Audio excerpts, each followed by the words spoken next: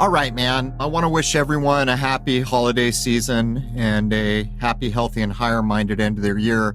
This will be a free episode for the holidays. It'll probably be labeled 191.5. The entire episode will go out free to everybody on YouTube, everywhere else. It covers some more natural ideas, and we'll be moving along. I know a lot of people had trouble with the Bach saga. I expected they would. Nonetheless, I put it on the record. I think that's information that will be censored right off everywhere before long. But moving along, we're going to get right back to where we ever were.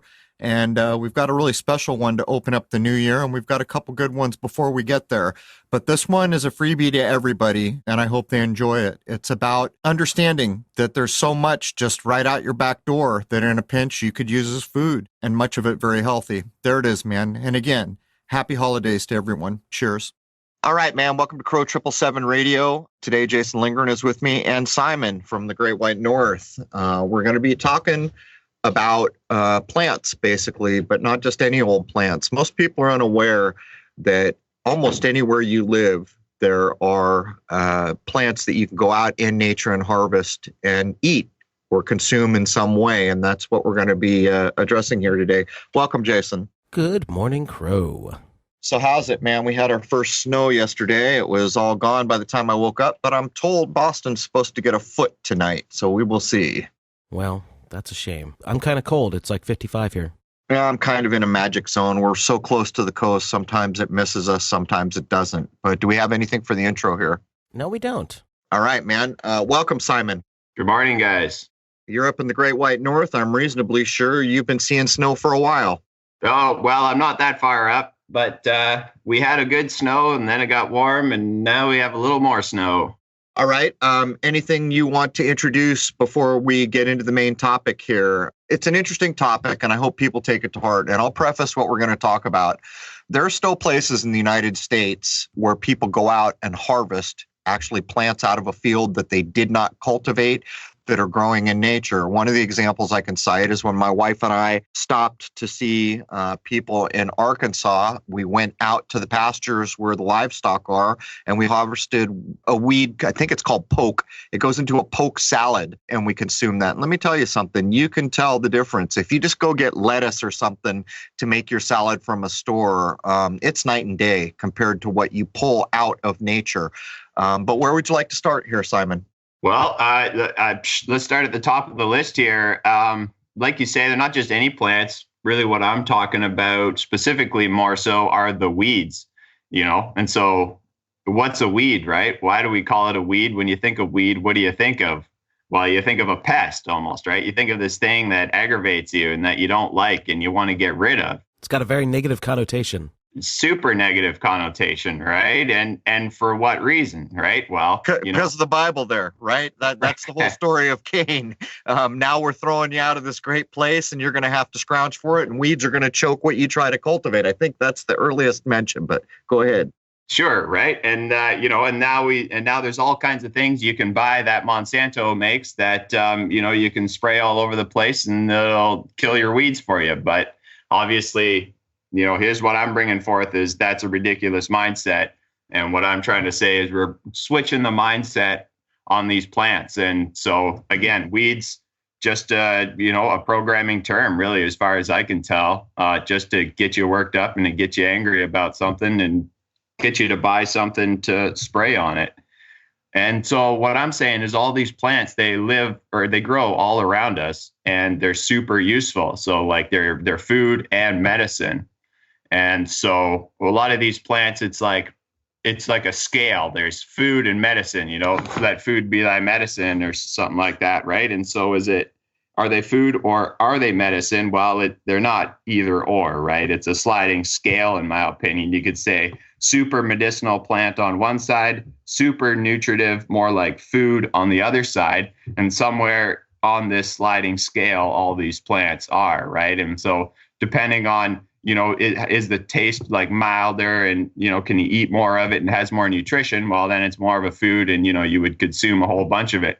Think of like spinach, right? Not a whole lot going on there in terms of taste, but you could eat a lot of it. Very nutritious. It'll keep you going, right? But then on the other end of the scale, super medicinal. Well, think about like cayenne pepper, right? Here's this like super spicy, really intense thing that you couldn't possibly eat a lot of, but it's obviously very powerful and has a lot of medicinal properties, right? And at the same time, you're getting some sort of nutrition out of it, but you eat such a little bit that it's super medicinal. And so all these different plants are growing around us. And these ones that I'm talking about, I mean, dandelion's the classic example to begin with. It's easy. It basically grows everywhere, almost. And everyone can identify it. And, most people in the general world have a real hate on for this plant. And it really, really makes no sense, right? Other than the programming, because, ultimately the whole plant, you can eat it, the whole thing at all times of the year, the leaf, the flower, then the root. And so depending on what time of the year it is, all these things, again, tie back to the sky clock kind of a thing, right? What time of year is it? What can you harvest? So early spring, you're going to get out your little fresh dandelion spring greens. They're going to be super nice and super tender, super delicious. And, through the summer, you can pick more greens and things and the flowers will come out. And, then the energy dies back and goes into the roots in the fall. And now you can dig out your dandelion roots and do all kinds of things with these, right? So, yeah, I mean, that's just it, just to get us started. I mean, all these plants, there's a whole bunch of them and we can get into some of them later. But the idea is that they grow all around us and they're good for something. Well, here where I am in the state of Rhode Island, the dandelion is hated on because it comes up in lawns. And lawns are the most misconstrued idea that I can imagine. And back in the West, when I came from San Diego, people were starting to realize lawns are just a waste of water. It's basically an ego trip. We're trying to make our house look good. There's all these other things. Where I am now, people are actually letting their front yards go back to meadow. But there's a couple things here. The dandelions always show up in lawns, and that's a good reason not to spray junk on your lawn. Years and years ago, my father kept fertilizing the lawn, and I finally got him to stop that. But here's the thing. In nature, one thing that happens that doesn't happen in most gardens is symbiosis between plants. I experienced this in my garden in a profound way this year. When you typically plant a garden in the Western idea of how a garden is planted, you create these sterile rows and you pull out all the other plants except for that onion or that whatever you're growing. And there's no symbiosis of plants going on there. This year, and this is the second year it's happened, I always plant a basil plant that is called African or Asian. People recognize it because it has the flowering spikes up top that last all season long, and it will come back. It's not annual. It'll come back. But I noticed one of the spike arms kept reaching down to touch the parsley. And so I put it back up, and then a different arm went down to touch the parsley. So it was a clear indicator to me there was some symbiosis going on. What I'll tell you is the best parsley we have ever grown there. Now, to pull this away from a cultivated garden back to what you're talking about, when you get out into nature, these plants are growing next to each other. There's all kinds of symbiosis. And another thing, the Japanese have slowly started to move away from these sterile rows that I just described in certain places. And I just saw some programs where it looks like a weed field, basically, and you go in there and all their produce is growing, their vegetables in there. And what they're saying is this symbiosis makes the what they're growing, whether it's a potato or anything else, all the more potent. But if we get back to the idea you're expressing, do you feel like there's a nutritional difference? So if we consider the dandelion in the spring, I think you're mentioning that the new leafy greens are good to go. By the time we get around to fall, if I'm not mistaken, you mentioned that the roots are good to go. Do you feel like the nutritional value of what you're getting from the plant has shifted with the sky clock? Certainly, yes, in the sense that the different nutrients accumulate differently in the different parts of the plant, right? So the leaves, their properties are slightly different than the roots of dandelion, right? And as the season progresses, the leaves in and of themselves, I suspect, would change, right? So the very early spring, nice, fresh, growing leaves have a certain energy to them, right? And so it's hard to say with the nutrition on this. I went and I did a lot of research and I created this chart that I sent you guys that I'll have up on my website for folks. And I scoured a lot of places to find information on this, and it was very difficult to find the actual listed nutrients. So I collected that all into this chart here.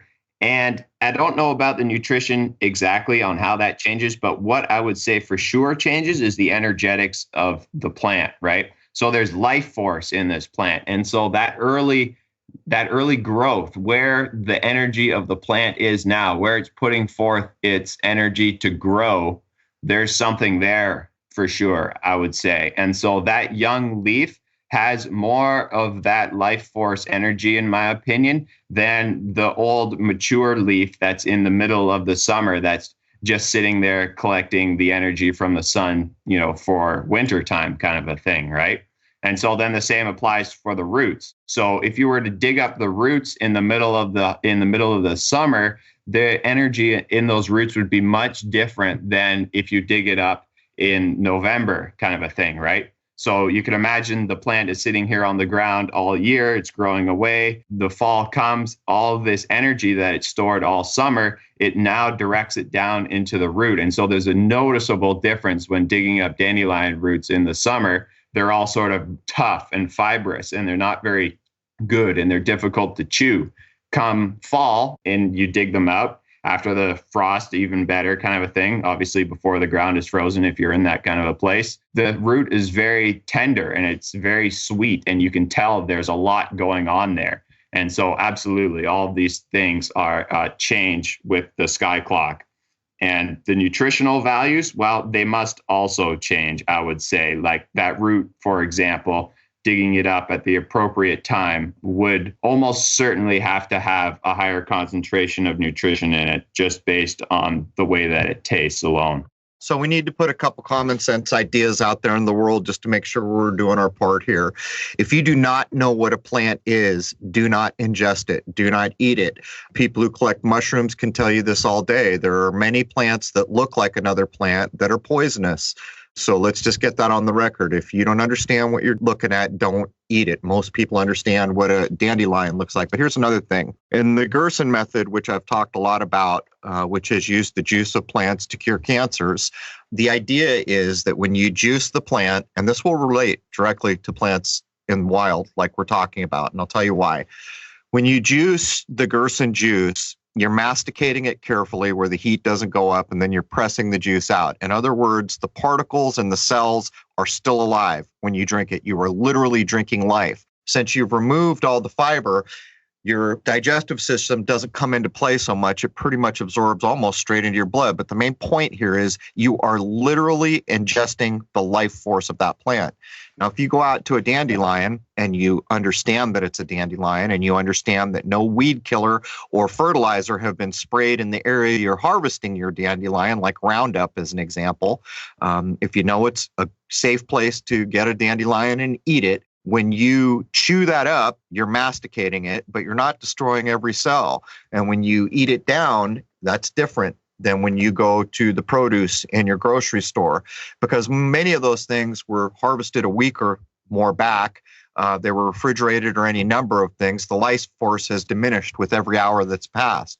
When you pull a dandelion out of the ground, there's life essence in that. And when you ingest it, you're ingesting life essence. Anything you'd add to that, Simon? Yeah, absolutely, Crow. That's it. And this is really what I want to get across. And with that, it's so easy to get that life force in. And in my opinion, okay, so easy, right? So you literally walk out your front door and there's dandelions growing in your lawn, right? And if there's no dandelions in your lawn, then you got to rethink what you're doing with your lawn, right? And if you don't have a lawn, well, the closest little green space to you has dandelions in it, pretty much, right? And if it doesn't have dandelions, well, it probably has one of these other weeds, which are super common and super easy to identify when, you get the right book. We can recommend something later. It's really easy to go out and find.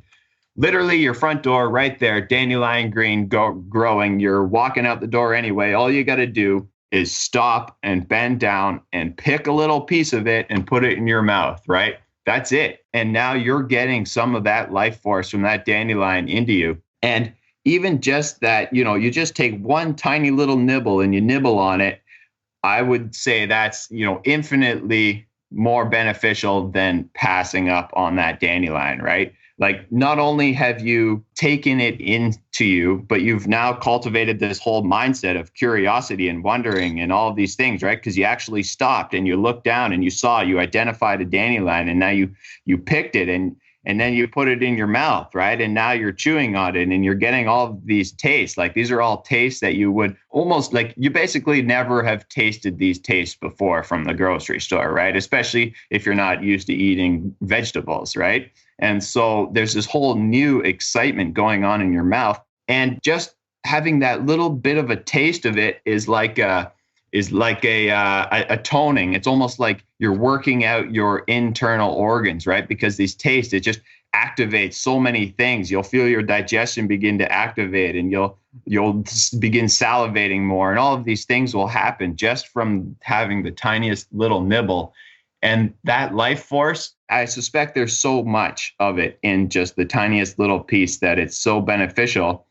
And not only is it just life force, but with these weeds, I think that the particular type of life force that they bring forth in their resilience, right? Think about where have you seen a dandelion grow? Like, literally in concrete. Like, these things will grow in the most extreme conditions. And so just think about what it takes in a resilience type of a manner to be able to grow in concrete, right? Like, this seed came there, fell in this tiny little crack where you see no dirt, and out sprung a dandelion, and take that compared to that little lettuce that you go and you buy, your living Boston lettuce that takes so much care to get it just right. And if you don't do just the right thing, it's going to die. And it won't be back next year. And, all these things, right? You eat that, okay, you get some stuff, sure, okay, but you're certainly not going to get that life force energy of resilience. And right now, we're all so, what's the opposite of resilient? We're not resilient, right? We get sick all the time. There's so many factors that are affecting us. You guys know all about these things, right? And so getting that pattern of resilience into our bodies, I think, is super important. And from my experience, it's certainly helped me out a lot. And I just really love how easy it is to be able to get some of that into you with these plants. I strongly suspect that there's a social engineering agenda going on, even just with this concept of having the well-manicured lawn and using glyphosate to kill off everything else besides the grass. It's always seemed totally ridiculous to me, just the whole concept of a lawn and all that. Yeah. And a lawn, maybe it's just the words we're using, different terminology. Lawns in a different sense, like that meadow crow you were talking about. I like the idea of a mowable meadow. Sometimes lawns are super necessary. You're going to have a garden party. You're going to have your family. We're going to set up a picnic table. We're going to have a bunch of people over. We need somewhere where we can stand around and have a good time. But you don't have to have just pure, perfect looking grass all the time, right? Why don't you just let it grow and have a whole bunch of cool flowers and all kinds of awesome weeds and things you can eat in there. And then if you need a lawn, you need to have a bunch of people over, you just go out there and you mow it, no big deal. It all grows back, kind of a thing, right? Well, there's some interesting things that have gone on here in Rhode Island. When I was young, there was a field across the street from me, which would be filled with milkweed. And at a certain point in the summer, the monarchs would come. There became this tradition from the time I was young in the 70s up into the late 80s where they began mowing all the fields, and it was a real shame. We're now seeing that people are moving back to not mowing the fields. But there's another point we should probably make here, as television is rife with this supposed class action lawsuit against Roundup weed killer, which they are calling a probable carcinogen. Bit of a joke. suspect what's going on there is once class action lawsuits occurred, I think it's all said and done, right? You can't come back at them again. I'm not sure about that. But my point is this. When I was in San Diego growing things, a lot of people, this was at the outset of the organic push. A lot of people wanted to get certified organic for whatever reason. The problem became that it was years and years. If you had fertilized a lot to grow something, or it had a lawn or whatever was there, it took years and years and years in nature to be able to be certified organic. So I think it's critically important that people understand weed killer is not the way. Fertilizers that are not organic are not the way.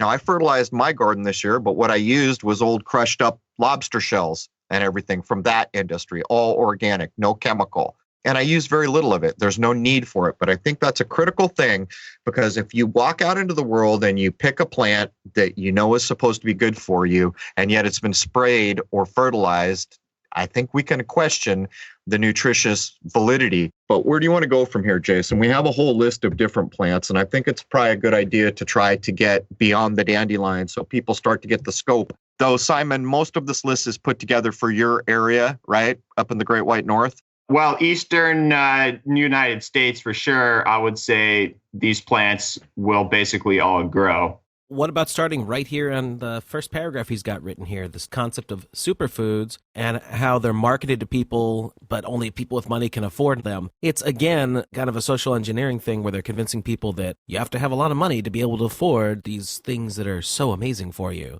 as opposed to just walking out your front door.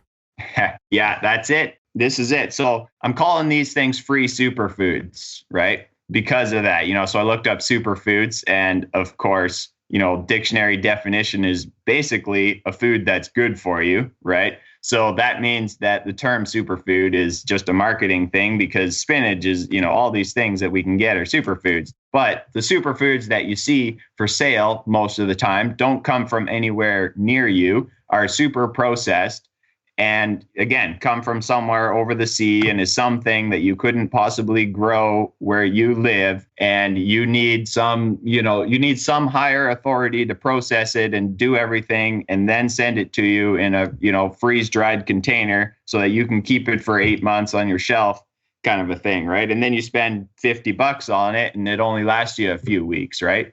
Well, superfoods, really good for you. Okay, sure. Well, so look at, I got a list. What do I have there? Like 12 plants that basically, if you're living in the Eastern United States and Canada, and like you can go pretty far, I'd say like a lot of these would grow all the way across, and they're all superfoods, essentially. So I went through and I scoured the depths of the internet for all the information I could find on the actual nutrients that are present in these plants. And if I could find anything on how high of a level of nutrient density these plants had. And basically what I came away with, that most of these plants, when grown in a condition that is, at least somewhat favorable, they have way higher nutrition density than your regular veggies at the grocery store. So eating one little leaf of dandelion is going to get you way more, vitamin E and vitamin A kind of a thing than eating one leaf of spinach, right? So you need way less of these plants to get that nutrition than you would of sort of regular vegetables. And so, yeah, here's superfoods all around you. You want to make a superfood smoothie powder blend thing, right? Well, you go out and you identify whatever 4 or 5 of these plants that grow around you, and you think, okay, yeah, I like these ones. They have good things that I want in them. You can take them inside and you can dry them, and you can, bust them up in your blender, and then here's this dry powder that you have that you can use as a superfood powder, right? And you add that into your smoothie or whatever, different ways, turn it into capsules, different ways that people like to take their so-called superfoods. Well, here's a whole bunch right here, right? So the idea is really like they're free superfoods, right? Because again, nature provides, right? No lie in nature. Nature provides everything we need. These plants are growing all around us, presenting themselves to us because I think we need these plants right now the most in our lives because of the because of their nutrient density as well as that resilience factor. And that resilience factor is something that you're definitely not going to get in a highly processed superfood type of a supplement that you buy at the grocery store, right? Because again, like you say, Crow, you sort of mentioned earlier, the vegetables were grown weeks ago and picked and all that. While superfoods, who knows really how long they're on the shelf for, right? And when they were picked and processed and how they were processed and all of these things. Well, they've certainly lost that element of life force energy, right? They're no longer alive. These plants, when you go out and you just take them, there's life in there. And so that superfood quality, I would say, gets taken to a whole new level when you actually take in that life force energy. And I suspect that life force energy dies off very quickly. I don't think that there is really anything left once it's, been in the grocery store or something like that for any sort of period of extended period of time. That's it. They grow everywhere. And what I want to touch on a little bit here is these plants really grow the most in the cities, right? So the city is this huge space where so many people live, right? And there's so much sort of destruction going on there, right? With all the, buildings and making roads and all these things that happen in the cities, right? Well, as soon as you start bringing that disturbance to the earth, the first thing that pops up are these types of plants, right? With that, the city is this huge place where people live, lots of activity, and these plants grow there. So they're really presenting themselves to us because the city is where the lowest level of resilience in humans is, right? The city is really where people are getting cracked down on and everyone just doesn't feel well and everybody gets the flu and all that sort of a thing, right? Where out in the country, everyone seems to be a little bit more resilient in that they go outside and they do things and there's a lot more going on out there and the air is fresher and all that. But in the city, these plants are like, hey guys, you guys need help. You're struggling here. Here we are. Dandelion just presents itself with these beautiful yellow flowers, right? And it's like, pick me, eat me. I'm here to help you, sort of a thing, right? And so then that brings me to the idea of the things that grow right around you are good chance, in my opinion, are exactly what you need, right? And so we sort of form this relationship with the land upon which we live. And, we are of the earth, right? Mother Nature, earth, we are here. We're from the earth. We have an intimate connection with the earth. No matter what empire tries to tell us, we are from the earth and we need the earth. And I would suspect that the earth is always trying to provide for us. And at this particular time, this is really what we need. We need healing. The earth needs healing. These plants present themselves. They really seem to be just the thing that we need as they grow around us. So some really interesting things to think about there, in my opinion. We should jump in here and make a point that I think maybe a lot of people don't consider because you get so busy with your family and your job and how you live and how you eat and what you eat that you don't consider these things. The average person living in the United States has probably not eaten a thing that is living, giving you life essence from a plant, and as long as they can remember. There are exceptions. People have eaten an orange, but even that, where I am in Rhode Island, most of the oranges come from Florida, which means they're picked before they're ripe, which means when I'm in San Diego, and this is an astounding thing, in San Diego, you will find oranges growing in chaparral ground that seems so dry it wouldn't support anything, yet there's a 50-year-old orange tree in front of you. When you eat oranges from that tree, you will never find another orange anywhere that is that good. When I go to the supermarket here to get the oranges that were likely grown in Florida and shipped up, they were picked green or not very ripe and sent up so they could have a shelf life. But that's just a small part. There's still some life in that when you eat it. No telling what chemicals were put on it if it's not organic. The food we get here for as long as I've been alive has been pasteurized, homogenized, and any number of things that I could say. And basically what it means is it's dead. They've taken all the life out of it. And that is against nature. If you were living out in the mountains somewhere, every single plant that you picked up to ingest would have life essence in it. And that's what we're missing. That is so much of the basis for things like the Gerson method and other things. The nutrition, of course, is a huge part. The idea is if every cell in the human body has the proper nutrition, the body's in balance. You could think of it as the Chinese idea, yin and yang. If those two things are in balance, you're healthy. Here in the West, we might consider it fire, water, air, these kind of old alchemical ideas, doing a similar idea, talking about balance.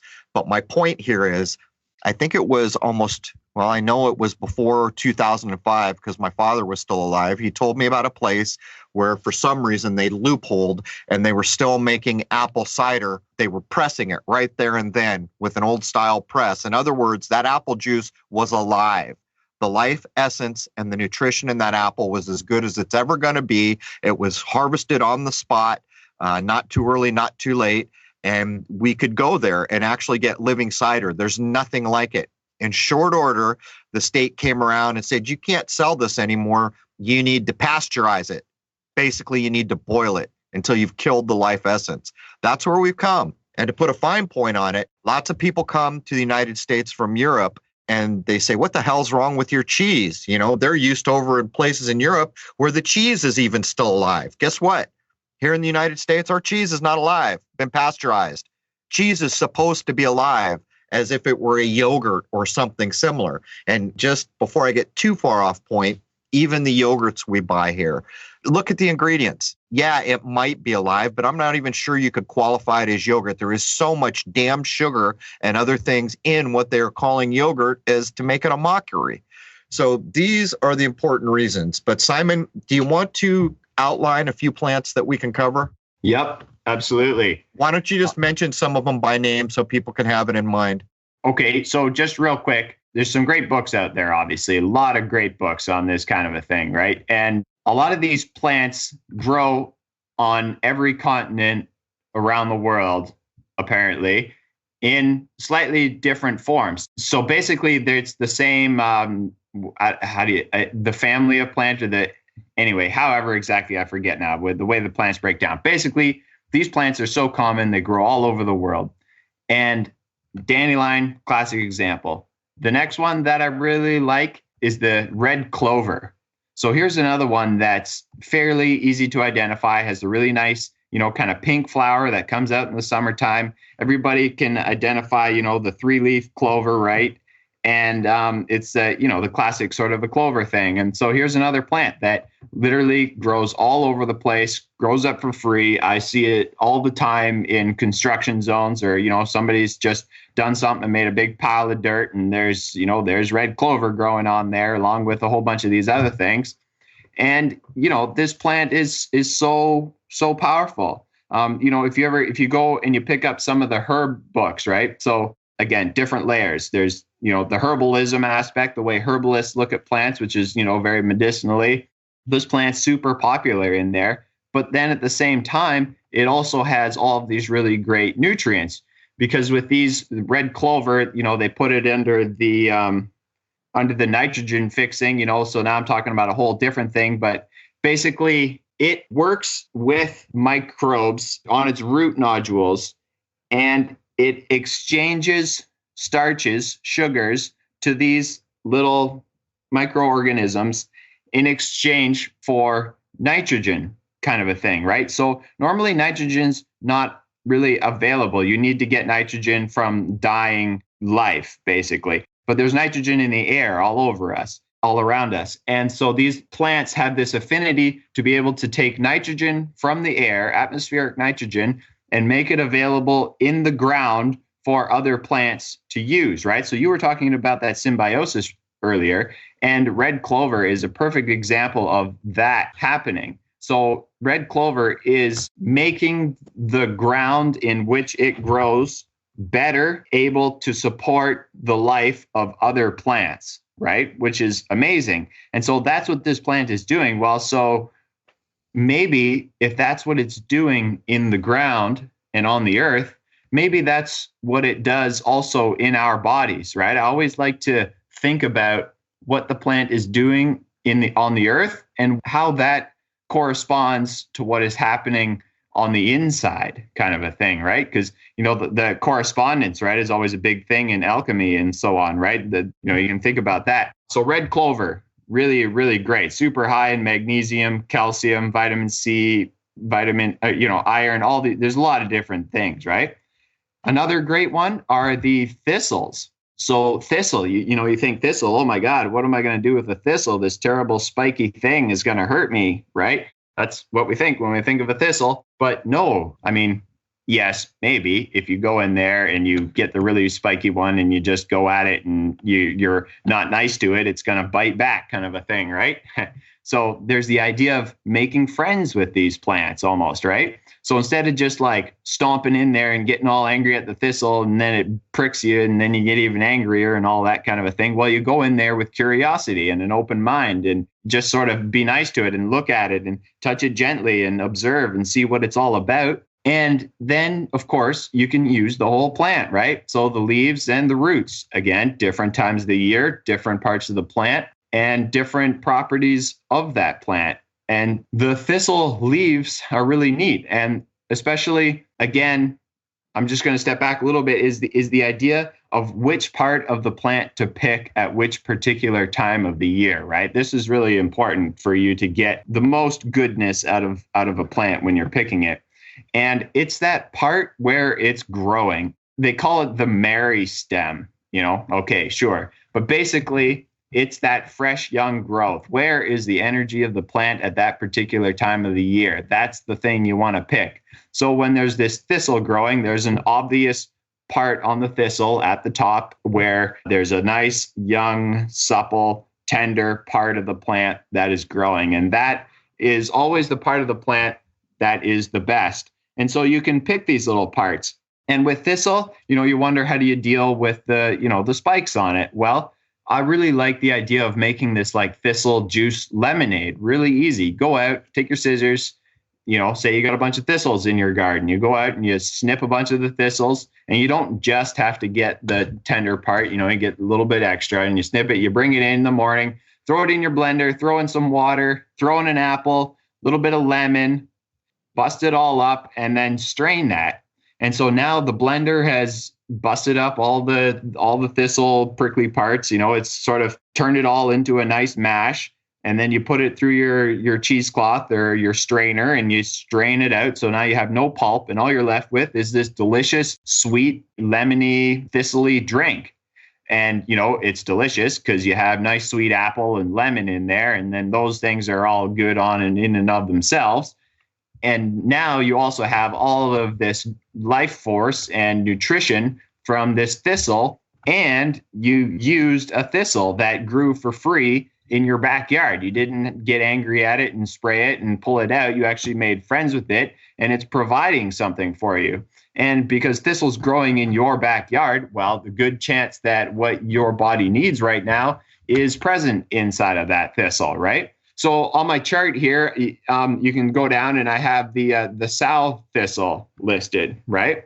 And there's a couple different kinds of that. But right on the top of that nutrition list is omega-3, right? And it's like, oh, geez, omega-3, well, that's a fat. Well, where, a lot of people are, the omega fats is always one of those like superfood things that tries to get sold all the time. And where to, go buy these oils from, Norway and all the, all that cod liver and all that stuff. Well, look, omega-3 in the sow thistle, right? So just by eating some of this thistle, you're getting a whole bunch of fatty goodness into you, right? And then that's not to mention the zinc and manganese and iron and all these other things, plus the medicinal benefits of all these plants, right? And again, at the beginning of the episode, I talked about that sliding scale of, is this plant a food or is it a medicine? Well, it's both, but, and where does it fall sort of on that scale, right? So thistles, red clovers, dandelions, here's some things that you can easily pick out. Get out your book, identify it. Again, there's a few different kinds of thistle. Some are more prickly than others. Some are easier to harvest. But at the end of the day, it's all good.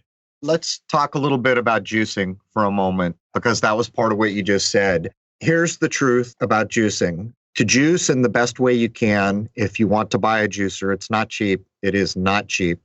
The primary best juicer out there is called Norwalk. It's about $2,500 US. There is another one that I'm aware of, which I will be getting at some point. It's about $500 less than that, called a Pure Juicer.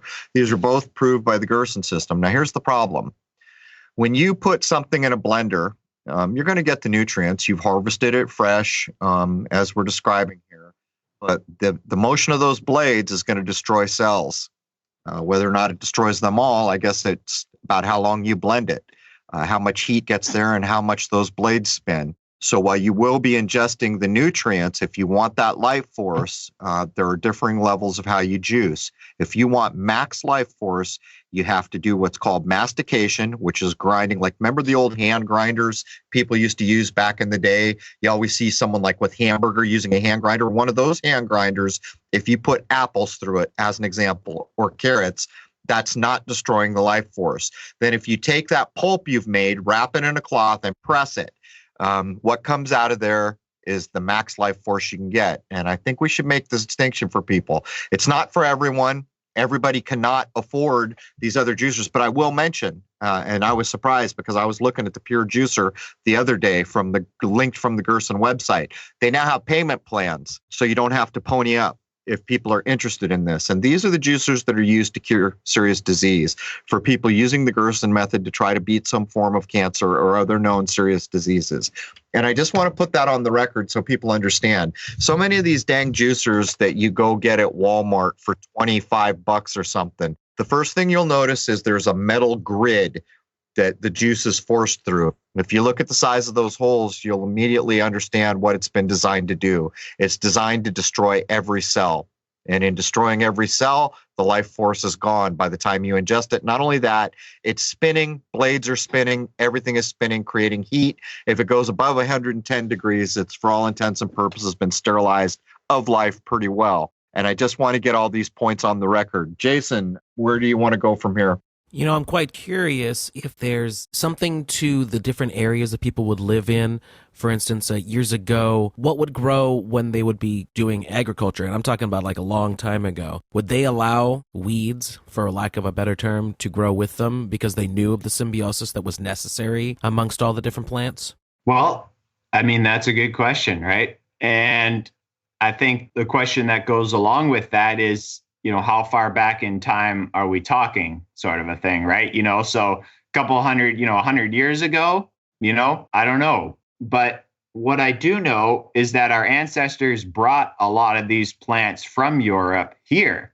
So did they actually grow them in their fields next to their wheat kind of a thing? I don't know. But I'm fairly certain that they at least grew them in their gardens around their home, sort of a thing, in their herb garden type of deal, right? I think we can demonstrate that they did. As a matter of fact, the thing I mentioned about Arkansas is the poke salad idea.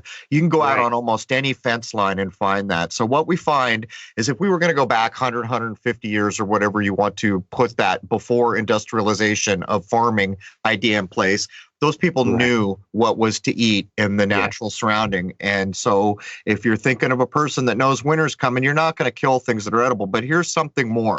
Where I am in Rhode Island, to this day, we now see the revival of the old supposed indigenous peoples growing plans. In a field you can find right now in Rhode Island, you will see three things growing together: a corn stalk, a bean, which is being supported by the corn stalk, and a squash plant at the bottom.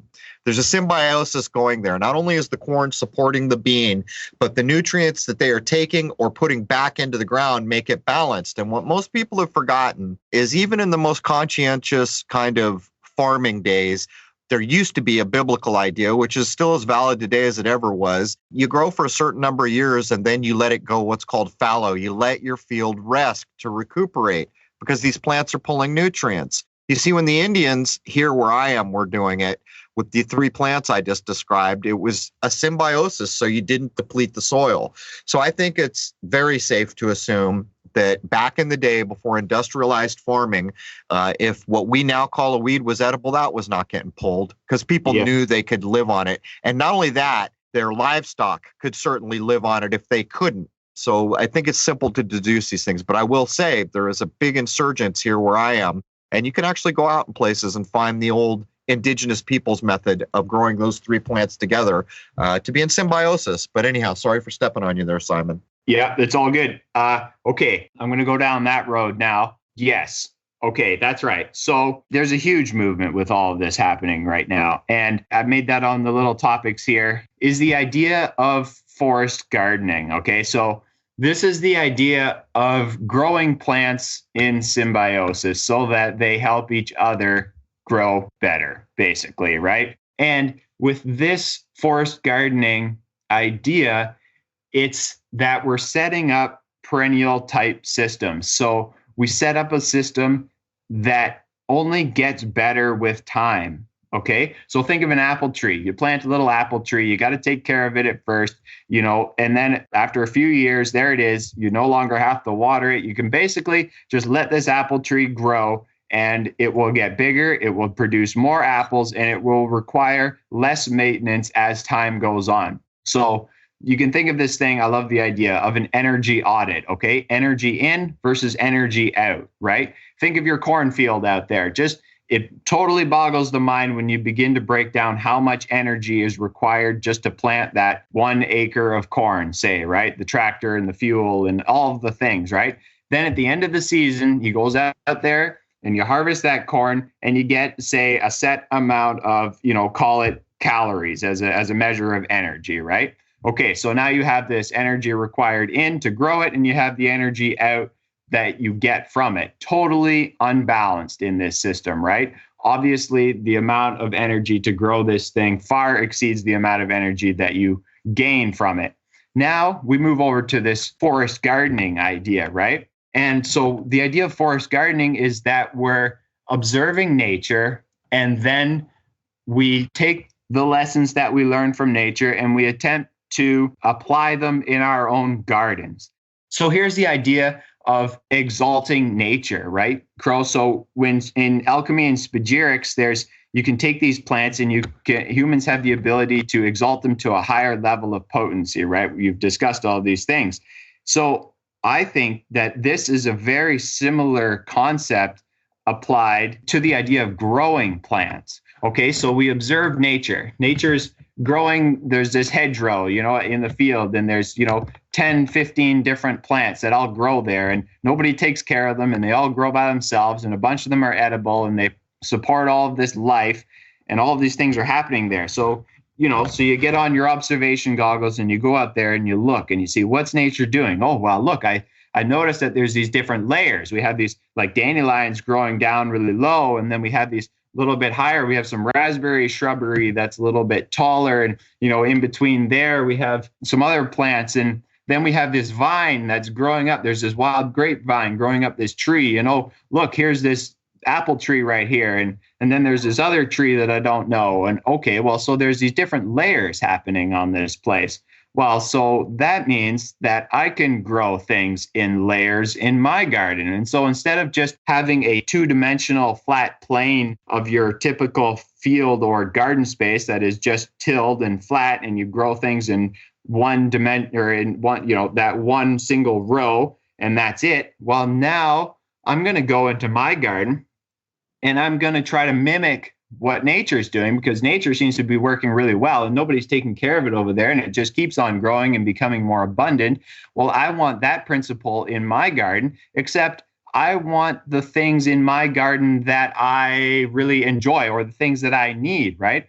Okay, so instead of a wild apple tree that, may not taste so good, I'm going to go and I'm going to pick one of my favorite varieties of apple and I'm going to make sure it grows here and I'm going to plant that one. And then I'm going to get other plants to support that. So I'm going to go and I'm going to get some of these nitrogen fixing plants. Like I mentioned earlier, the idea of the ability to take nitrogen from the atmosphere and fix it into the ground. So now you're actively fertilizing the ground all year round, sort of, with plants that grow there and will come back every year. And so now I'm setting it up in these different layers. I got my trees, I got my shrubs, I got my herbs along the bottom, and they all have different areas of that three-dimensional space in which they grow. And because I've learned about these different plants, I can stick in different ones. I really like raspberries. I'm going to stick that in. Ooh, I really love strawberries. Let's put that in, and then see what else grows. And so there's the idea of forest gardening, and then I'm taking it to another angle. I put another little spin on it. What I was been really practicing is the idea of wild forest gardening, I'm calling it. Okay, so in forest gardening, it's like an art, right? Every artisan has their own way of expressing themselves in their art, and this is a similar way. And so do you want a very manicured forest garden in that you're going to pick every single plant that grows and you're going to pick exactly where you want it to grow and everything? Okay, well, that takes quite a bit of effort, and you're welcome to do that. And I'm sure it'll work out really well. For me, wild forest gardening. So this is really taking that energy audit idea to the next level. Again, how much energy do you put in to how much energy do you get out? Or another way of thinking about it is how little effort can I put into growing things to how much abundance can I get out of that system? Okay. So again, looking at nature, it just grows. I put in zero energy and lots of energy comes out. Okay, so wild forest gardening, I'm going to put in some energy at the beginning. I'm going to pick, again, my favorite few things, trees, fruit trees, berry bushes, and some herbs that I like. And I'm going to stick those around. I'm going to prepare my ground. I'm going to till it up. I'm going to plant these things. And then there's a couple methods that I like. One of them is I go and I buy a whole bunch of seeds of different medicinal and edible plants. And I mix them all up in a bucket and I just spread them around. I just sprinkle them all over around the few things that I've planted that I definitely wanted. And I'm going to see what grows. So now I've sort of, I've seeded the area with a whole bunch of seeds of different things. And, I like them all. If they all grow, great. If they don't all grow, no big deal. Seeds are cheap. So now these plants get to determine where they like to grow. Okay, so then some plants like to grow where it's really hot and sunny and dry. Some plants prefer to grow where it's cool and damp and shady, right? Not everything likes full sun on the flat field. And so when preparing my garden space, if I can come in and add texture to my landscape in that instead of just having a flat lawn, I'm going to now dig some holes and pile some mounds at a very basic level, okay? So now I have low wet spots and high dry spots. And then on those hills, there's different sides of that hill. There's the north side, the east, the west, and the south, and all of these different variations in the texture in the landscape. And all of those different textures are providing different growing conditions for these different plants. So now all of these seeds, different ones sprout, different places, different times, and we kind of let nature go. Okay, now I really get to sit back and observe, and it's really about observation, right? So now I'm observing, I'm seeing what's working. I'm saying, oh, great, look, all of these really nice, kale plants have sprouted over in this corner over here, but they didn't sprout anywhere else. Well, I wonder why. There's something about this corner that the kale plants really like. And, oh, look over here, my dandelions are growing and so on and so forth. Oh, look, my kale plants are getting overcrowded by some of these other plants, which I've identified. And, oh, look, I didn't even plant these plants. These were ones that I didn't even put in my seed mixture, and yet they are growing. And so now I identify them and I learn about them rather than just getting angry and pulling them out. And now I can tend that garden and direct it towards growing the things that I really like by pulling out some plants, giving space and light to the plants that I really like my kale.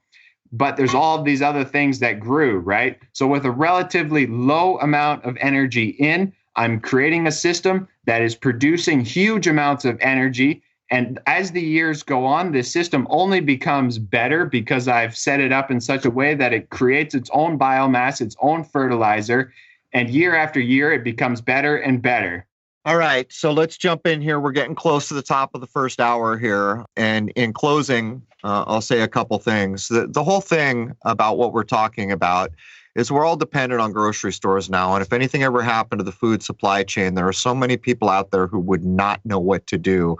It's time. It's time to start getting back with your eye on nature. Grow a garden if you have the wherewithal to do it. If you're in a place where you can hike in the woods, so many books you can buy to find out what's growing native in your area. Learn to identify them. Have a teacher teach you. If you get interested in mushrooms, I'll tell you flat out, do not eat mushrooms in the wild until you've been trained by an expert. Not a safe thing to do. You can actually die eating the wrong mushrooms. Around where I am, people do it. But I'll tell you a story in closing. I grew up in the East County of San Diego, way out in the hills, and I spent endless hours of my childhood hiking. The first time I found a wild strawberry, it blew my mind. First of all, it was up on a rock cliff. It didn't even look like there was enough dirt to support a plant, and there were these little bright red strawberries. Best strawberry I've ever eaten in my life. Same thing happened when I was out by a stream one day, miles and miles out in a place called Hapatool in San Diego. Back in the 70s, it was so wild. I found these onions. Best onions you've ever had in your life. And as a child, I didn't even like onions. The power of what nature can provide for us is an important thing. And industrialized farming has shifted us so far from it. Jason, anything you want to add before we wrap up hour one? Well, there's something I'd like to get into in hour two that probably wasn't hour one material, and that's how things might be affected by the massive amount of chemtrailing that has been going on for decades now. Right. That's a concern. And, as Simon was speaking, I was going to tell people, depending on where you are, if there's a lot of spraying in the sky, you might want to rinse off the things you eat. It's a concern. It's absolutely a concern. But that does wrap up the first hour of our episode on plants here. We'll probably append an intro that gives you the episode number. When we come back, we're going to talk about things which probably don't fly too well in hour one. But there it is. Join us at crow777radio.com for the free speech zone. And we will address things like chemtrails and other things that are not public fare anymore, apparently. There it is, man. Cheers. All right, man. Welcome back to the second hour of Crow 777 Radio. We're talking about plants, wild plants. We're talking about ingesting living things, which is so far from the average American and Canadian diets. Actually, maybe I can't speak for Canada. I know there's a lot of farming in places in Canada. Where I am here, there's farming. People still ingesting living things. But that grocery store, there are precious few things that have any life essence left in your grocery store. There may be a few. And if you go to your organic places, maybe a bit more so, because the idea there is they were harvested nearer the time you buy them. But this brings up a whole idea of chemtrails. Since I started covering chemtrails probably at the end of the 90s when no one would accept it was a thing, now that we live in a place where it's admittedly a thing, there's no argument there anymore. I get all kinds of emails about people claiming the forest in their area are diminishing and dying off. And I've never been 100% sure what to make of it other than we know they're spraying heavy metals. We know that aluminum is, I believe it's hydrophobic. I think I have that right. And these can have an effect on plants that you grow. And this is the idea that if you're harvesting things outside, you should probably clean them off with clean water. The point I would make is where I am here in Rhode Island, I notice that it's deforesting. I can see through forests deeply before the leaves fall off. And that's a change. And I can't naturally attribute it to chemtrails alone. A lot of the plants here, like the maples, have about a 50-year life cycle. So it's hard for me to put my finger on, but I definitely do get emails where people have taken pictures to show what they claim is damage from the chemtrailing. We should keep these things in mind. They're spraying heavy metals. If that is correct and true, and it is admitted, when you go out to your garden to harvest, probably the surface of the leaves of what you're harvesting, if not the soil, has ingested some of these things. But anyhow, welcome back, Jason. Good afternoon. Well, I think that there's a lot to be said about that, because how can the things that they're spraying in the air not be being taken in by these plants and therefore becoming part of them? And I think that's a serious issue. Let's talk about agendas here for a minute. All over the television where I am in Rhode Island, they're running these class action lawsuits for Roundup. I spoke with a lawyer not too long ago, just in passing, and I asked him about class action lawsuits. Apparently, a lot of class action lawsuits are set up so that after the lawsuit happens, if they lose, you can't come back at that place again for the same event. The lawsuit's been settled out. Looks to me like that's probably what's going on with the supposed Roundup, and it's ridiculous in its wording. A probable carcinogen. Really? You're going to tell me that Roundup is a probable carcinogen? Everyone frickin' knows what Roundup is doing. But my point here is that what Roundup did was make Roundup ready crops. That's what Monsanto and these companies did. And basically what it meant was they wanted to grow their Burbank potato. So they genetically modified it so the Roundup wouldn't kill that plant, but every other plant and weed around it would be whacked by the Roundup. This is the kind of world we're living in. So it's very important when you start to think about going naturally harvesting things that have not been genetically modified, that are growing with a symbiosis in nature. And I can't tell you, in San Diego, I learned this in spades as a child because it used to amaze me, all the citrus trees growing in ground that was so hard, I couldn't even put a shovel in it. You know, those songs about California are true. It never rains in Southern California, but when it rains, it pours. When I was young, 6-7 years, you'd get a wet year. Those days are different now. The weather modification. My point being is you will never eat a better piece of fruit in your life than to go out to that chaparral and find a citrus tree that's been growing in the driest damn dirt you've ever seen, hard as cement, for 20 years. It's amazing that anything can even live there. Strawberries, all kinds of things. That's a far cry from everything else we're doing. And at the end of the day, in my view, this comes down to life essence. Before we jump in with Simon, I'm going to put this back on the record because so many people are interested in it. Everyone's aware of the Gerson method and that it's actually cured some of the worst diseases that a human being can get. It can't get them all, but it certainly is what I would call real curative medicine. And it's not even really medicine because you're talking about plant juice and fleshing out your body. The Norwalk juicer, which is about $2,500, these things weigh 65 pounds. They're significant machines. Most people can't afford them. I'm lining up to get a new pure juicer. If you go to the Gerson website, they link to the approved juicers. So the pure juicer there is the one I'm referring to. It's $500 less. It is a 2-stage juicer. It has the masticator, which makes basically the vegetable pulp out of whatever you're doing. And then it has the press. And that presses out pure living juice, which you ingest immediately. They have a payment plan I saw on the website 2 nights ago. That will open up the door. I think it's $100 or $100-something a month. Still is not cheap, believe me, but it at least puts it in range. So many people are not going to be able to plunk down. I can't plunk down $2,500 on a purchase that's not a car, once every 10 years. My point being here, those people who are still interested in these effective, proven ideas to ingest living nutrients and living life and life essence of plants, that pure juicer is starting to come into range. So I wanted to get all that on the record, Jason. Anything else? No, let's get back with Simon here, and I think that he's probably got some things that we can talk about in hour 2 that definitely wouldn't have been good for hour 1. All right, lead us in, man. Well, Simon, I know I asked you during the break what you had in mind, so whatever you think is the juiciest thing, let's start with that. Well, you guys were talking about chemtrails, so why don't we bring that idea forward? And as Crow was talking about cleaning off your plants a little bit, and which ones do you want to pick, right? Like, not only is it chemtrails, but there's so many things, right? I mean, there's just everything in the air around the cities is basically not good for you in a way. But so many people live in the city, right? And so many people only really have access to these not ideal locations for things to grow, right? So what do you do, right? So rinsing it off just a little bit is great. And in my opinion, I just can't worry about it too much to the point of not taking it out of fear of ingesting whatever is sitting on the leaf of this dandelion, right? So, if we live in the city, we're exposed to all these things all the time, basically no matter what we do.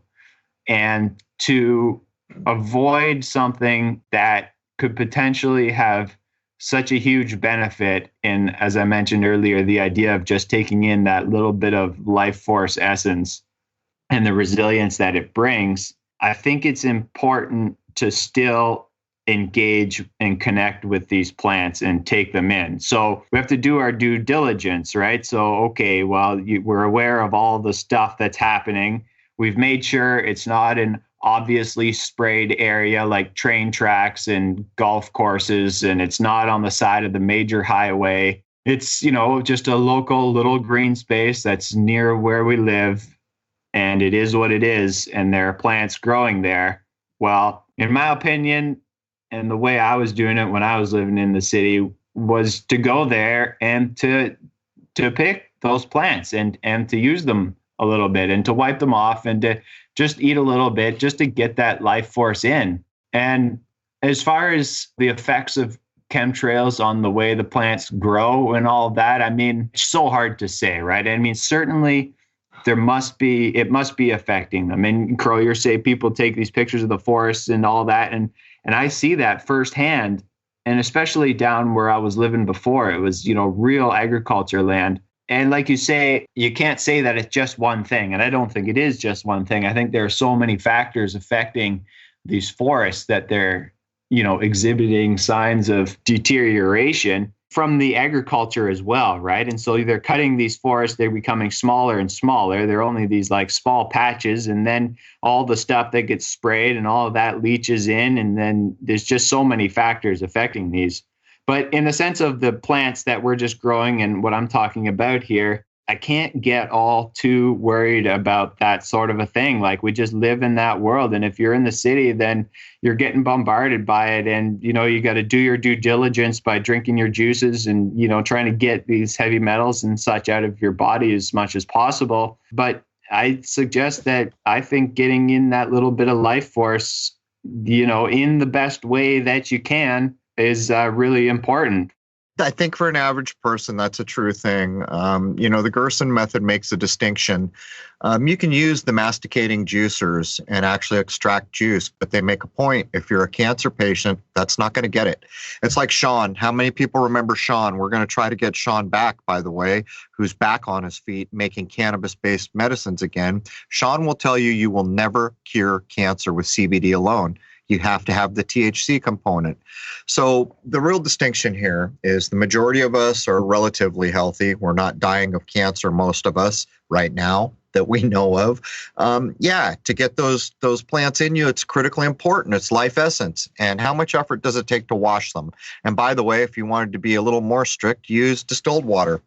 Soak them for a minute, right. And do your thing. But if you're a person fighting a real disease, the distinction needs to be drawn.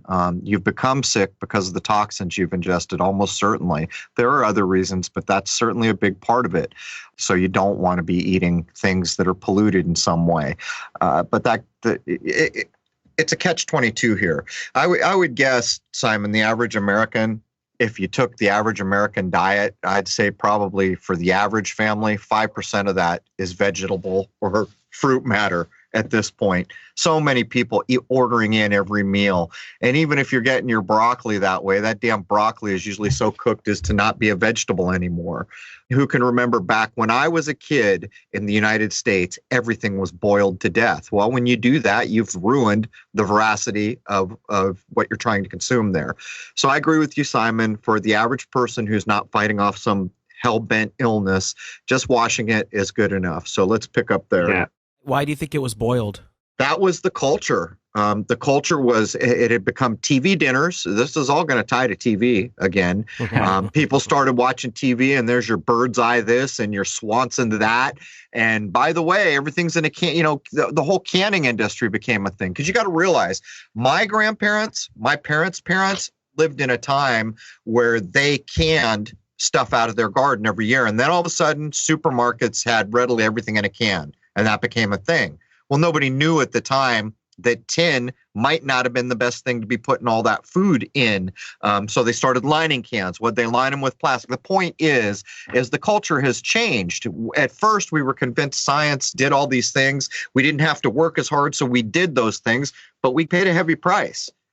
The sickness went up. The cancer rates went up. Everything went up. And in my lifetime, when I sat down at a dinner table, what you basically saw was a steak burned till it was black, and any vegetable that was hitting the table had come out of a frozen or a can, and it was boiled till it was dead.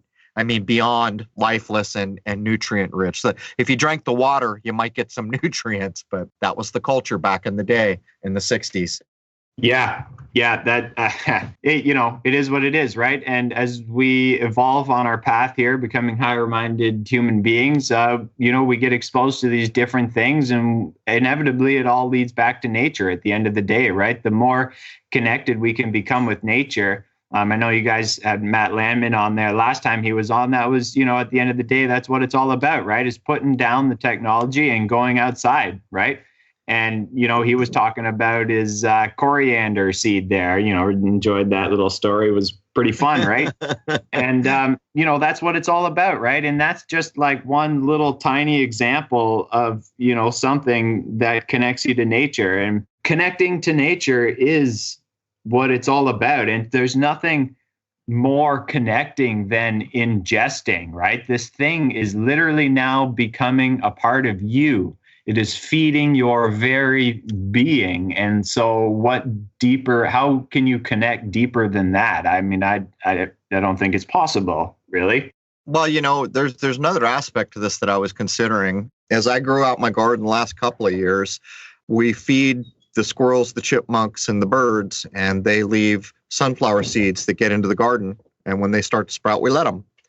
And then we let the animals eat those sunflower seeds in return.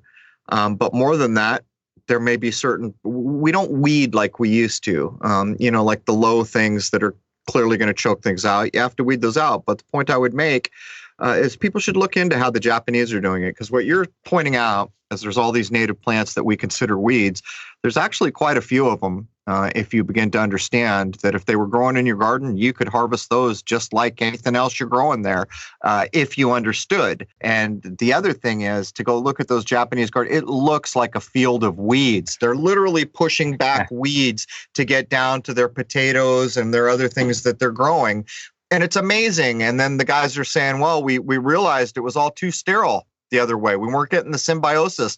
This potato here that I just pulled has way more nutrients from the symbiosis that's been going on here. Not only that, it needs less water. All these reasons to start to reassess. Basically, our idea of a garden at this point, Simon, from my point of view, is what the industrial farming age brought us. You need these neat rows and cartoons. When I was a kid, the chipmunks trying to get their carrots and fighting the farmer, all these sterile rows, not a weed in sight, just some carrots, right?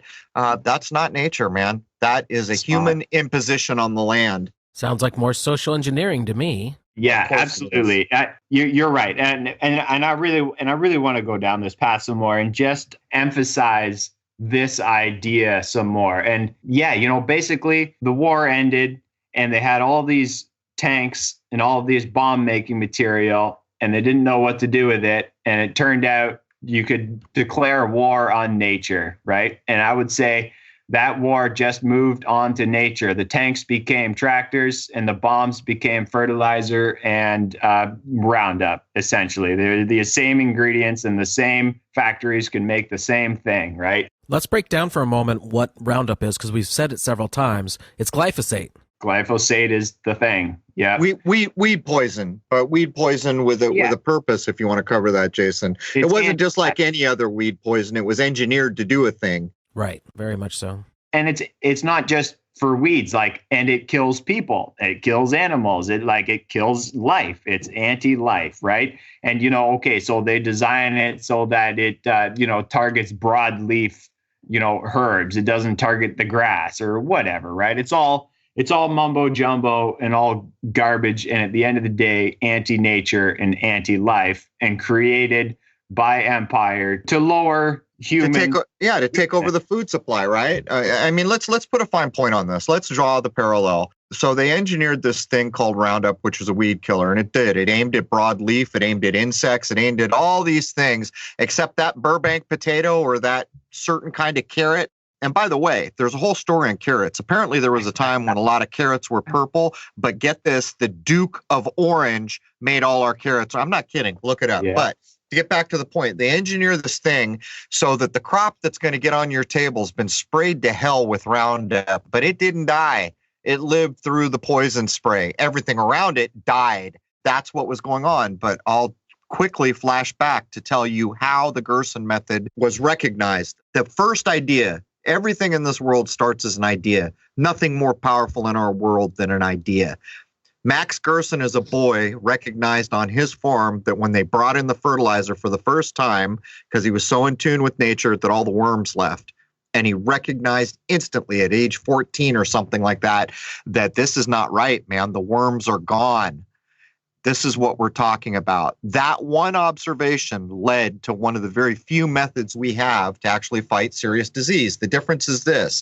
You can act like human beings are here to rule over nature and do whatever the hell we want, or we can recognize that nature's got it all day long over us. We can't replicate that. We can't even totally understand that, but we can utilize it. So I think that's the critically important distinction to make when we're talking about Roundup and these other things. And just to be perfectly clear about it, if you're growing dandelions in your yard and you're one of those people with a father that like to spray Scott fertilizer all over it, don't eat that crap. Don't do it. It takes years and years for that stuff to get out. You've got to be smart about these things. You don't want to be a cancer patient when you're 60, and that's what we're talking about. Yeah, and it just, again, that whole idea of, observing nature and going with what you see, right? There's Gerson, he's seeing this thing, he's noticing it, he's saying, oh, well, wait a second, that's not right. There's something going on here, and he develops this, right? That's this whole idea. I want to just bring out the term permaculture, and anybody who wants to look into that, I mean, I just so highly recommend it, but it's the idea, it's a design science, it's a way of thinking.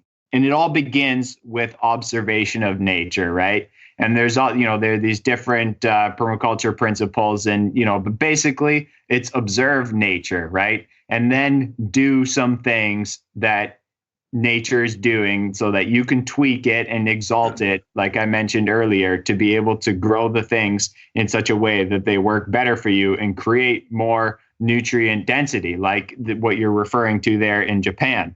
Now, there's one guy in particular who I really enjoy. His name is Sepp Holzer. Now, he's this Austrian guy, and he's living in Austria in the Alps, okay? In the Alps. His elevation, I forget, like 5,000 feet or something like that, right? So he has a farm that he inherited from his dad in the Alps. And what these guys were growing back in the day was basically conifer trees, right? On the side of the mountain, you can't have a farm on the side of the mountain that doesn't grow anything other than conifer trees, because only the guys down in the valley can have proper farms that grow proper things, because you can't do it. So anyway, right? So he is a child, and his dad gives him this little thing, and he's learning all about nature, and he's observing, and he's growing these things and doing this stuff. And eventually he grows up and he inherits his father's farm, and he goes to farm school, and they teach him and tell him all these things with all this, stupid empire ways of how to do stuff. And he goes and he diligently tries it, and he fails, right? And everything's dying on his farm, and it's just not working out. And he gets frustrated enough that he goes back to observing nature and the things that he learned when he was a child by just being out there and growing little things and seeing what would happen. And sure enough, this guy, over the years, he develops his own system, which is basically the idea of permaculture, without knowing that term, because that was coined and developed over in Australia by a guy named Bill Mollison. Got to check him out. And so he's on the side of the Alps, and he puts in these terraces, right? So he gets in his excavator and he puts in these, basically level spots down the side of the mountain. And he just does all of these things, observing, planting these things and throwing all these seeds and seeing what grows. And the idea is that he's just really connecting with nature, observing. He's creating the right opportunities for these plants to flourish, right? And now he has this ridiculously abundant landscape on the side of the Alps that he grows citrus in, right? So this guy is literally growing citrus on the side of the Alps, where they get like multiple feet of snow in the wintertime. And these trees are growing there, and they grow every year based on the microclimates that he's created, right? So he's able to observe nature well enough and do the things that he does to create the appropriate conditions for these plants to grow, that he's literally growing a plant that you would never suspect to be able to grow in the mountains. And that's just one thing. Like the things that he's growing there is just absolutely mind-boggling what he's doing there. So he's got a book called Sepp Holzer's Permaculture. He's an Austrian guy, doesn't speak any English, but of course they translated it, and man, it's just so good. Like every sentence, I'm like, oh yes, that's, so good, so good. It's just so much information density, and the quality of it is just unbelievable. This guy. And, go back a little bit farther, and you got this guy, Viktor Schauberger, another Austrian guy from around the Second World War. And he's working with living energies, right? So he's observing nature. He's this, forester, and he's out in these epic forests in the Alps back in the late 1800s, early 1900s, before they cut them all down, right? You can only imagine what that was like. And out there observing everything, right? And so he's really working with water and the life-giving principles of water. And anyway, a couple of guys, if you want to check out some really awesome stuff from some old guys who were, living in the old country, if you will, just observing nature and applying techniques that they observed to create total life fostering environments, basically, right? Well, they still have human beings where the masters of the universe live there in Switzerland. As a matter of fact, most of the country, or big parts of the country, just rolled out to fight off 5G. You know why? Because there's not a lot of sheep living there. You know why? Because one of the big things they make there is cheese. They have cows everywhere, and a lot of that cheese is alive. And a lot of their food supply is exactly what you're talking about. It's not pasteurized. It's not fertilized. It's not all these things. So you can go, and anyone who doesn't believe me, go look at pictures of people from Switzerland. Look at how healthy they look. It's a bit like going back, which I've told people to do so many times. You want to know how far we've dropped in the United States? Go back and look at pictures and movies from the 70s. If you look at one thing, look at the amount of hair on people. Some of those women have so much hair that you're convinced they're wearing a wig. It's not the case. They were healthier. They were not so inundated with all these man-made things. And that's really what we're getting at here. And it does not surprise me, because I saw other guys using the heat from the ground up in Wisconsin, I believe it is, to grow something like avocados in a climate that shouldn't be able to happen. So it goes to show what we're talking about is basically coming back into sync with nature. But have you, and I kind of hesitate to ask this because I'll just say it. Don't go out and harvest mushrooms. You can die. All right. And there are mushrooms that look so close together. One you can eat, one will drop you dead. Just don't do it unless you're trained. But do you have any experience with mushrooms, Simon? Super limited. Like you say, it's a whole nother field of study. I mean, I can, identify 4 or 5 that I'll go out there, and I might pick if I definitely see it at the appropriate time, but no, not really. The plants for me right now is what's calling me. I mean, mushrooms is on the list one day, I'll go and learn more about it. But there's just so much to learn these days, right? It all comes back to this idea of the industrialization and the idea that man's got to harness nature. It's the other way around, man. Nature's got to show you the way. You've got, what's a good example of this? I can use, kind of a plant. Mushroom's not really wholly a plant, is it? But kind of a plant. And another thing that we're told is pollution. Whenever you see an oil spill, the authorities would have you believe that this huge devastation has happened, that the world has been poisoned, and this foreign element, it's nonsense. That oil came out of nature. You could almost probably consider it as the blood of the earth or something like that. Yes. That maybe falls short. But my point is no matter how bad the oil spill, which, by the way, is usually caused by a ship pouring it into the water, not the earth. But my point is, you go back there in 3 decades, it's as it ever was. But here's the thing. It was demonstrated during one of the recent oil spills, maybe not recent, couple decades ago, that if you took those oyster mushrooms everyone's familiar with and put it on the oil, it would actually completely clean the oil, absorb it, digest it, whole deal. But here's the kicker. You could eat the damn oyster mushrooms after they'd processed the oil from everywhere. And that tells you things that can't, if you poured Roundup on the ground and did that with an oyster mushroom, is anyone going to eat that oyster mushroom? Not a prayer. And if you did, you're probably headed for the sick house. My point being is we need to reevaluate all these things we've been told. And unfortunately, common sense doesn't get you all the way there. How are you going to use common sense to determine whether or not oil is a pollutant? But it's the same thing with forest fires. Through my whole young life, a forest fire was portrayed as devastation, ruin, and destruction. The truth of it is that it's renewal of nature. That's the truth. Unfortunately, a lot of the forest fires are caused by human beings, The point is, they now know in Yosemite when a forest fire happens, if they don't let it burn in and around those big trees, the new sequoias will not be birthed because they require the fire. And by the way, those big trees are fireproof to some degree. So all these things that we've been told in the past need reevaluation. And the best way to do it is to go out into nature. But if I was to ask you, Simon, are there 2 or 3 plants besides the dandelion which you regularly use? And if so, what do you use them for?